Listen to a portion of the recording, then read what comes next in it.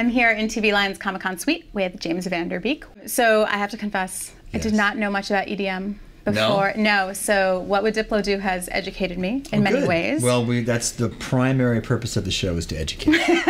Please walk me through this, and anyone else who is not familiar. Diplo is a real person. Diplo is the DJ name of a real person named Wesley Pence. Who's half of Major Lazer. No, Skrillex and Diplo make Jack U. Okay. Major Lazer is Diplo, Jillionaire, and Walsh-Fire. There we go. And you are playing Diplo with Diplo's full consent and permission, and he's part of this project as well. Yeah, and he's an executive producer. So I'm wondering, as I was watching the episodes, like, it's not a glowing portrayal of him. It totally takes the piss out of him. Yes, absolutely. In a very funny way. Yeah, Wes is an incredibly talented musician and producer and DJ, and is confident enough in his abilities and worth as a human being to be completely allergic to taking himself too seriously. This whole thing came about through this weird series of events where there was a commercial that was going to be made for his Mad Decent Block Party tour, and his management tasked this young kid named Brandon Dermer, a music video director, to come up with a concept for it. Brandon's idea was, instead of having Wes play himself, why don't we have James play him?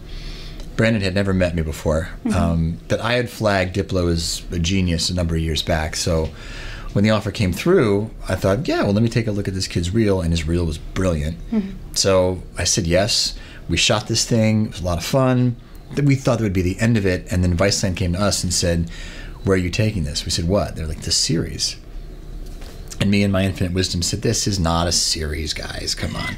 And then I realized, oh, wait a minute. You're right. It is. This is musical genius sucks at life. Yeah. Can we, like parables through the eyes of a clown is what we pitched. And Wes, a.k.a. Diplo, was totally down. His thing was like, yeah, just make me look ridiculous. Has there been anything he's like, guys, like we can't, I can't?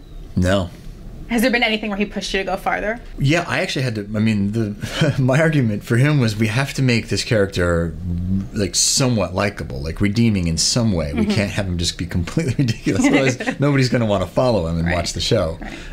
So that was a great discussion to be able to have, instead of trying to tell somebody, well, you can't take yourself too seriously. You're gonna.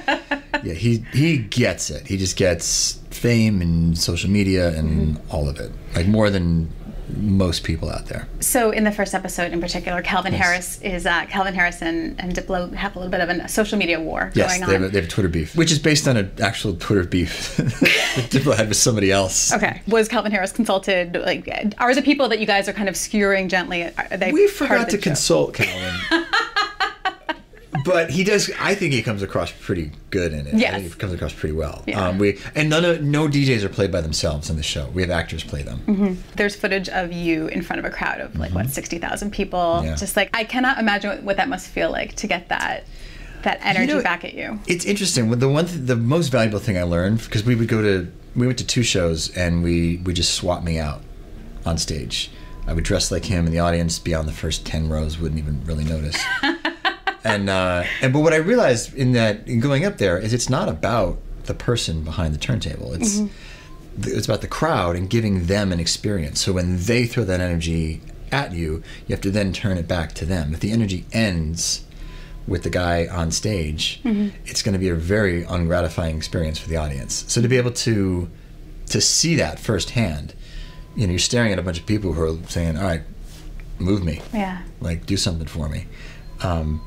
That was really interesting. You have experience skewering your own public image. Yeah. In one of my favorite shows, Dearly Departed, Don't Trust the Bee in Apartment 23. Do you think doing that made you a better choice for this? Do you know what I'm saying? Well, yeah, absolutely. Having some experience in that meta space was what made me think I could write this show.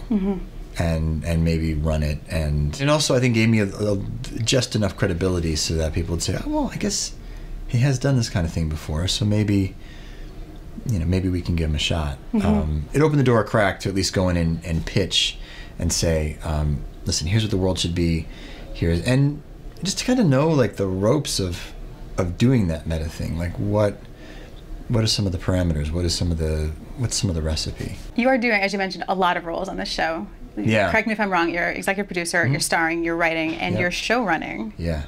How does that work? It helps that it's only 5 episodes. And we were able to write them before we started shooting them. Mm-hmm. So that was key. And I had a great partner in Brandon Dermer, who was my director. He directed all the episodes. So it was a team effort. And I hired 2 writers, Hal Lozan and Jordan Van Dyne. And so together with Brandon, we would break everything in the room. I would write. I'd bring it to them right away without even proofreading. And then be a discussion, and we'd punch it up and make it better and tear it apart, and then I'd go back and rewrite. Awesome. So it was a really supportive process.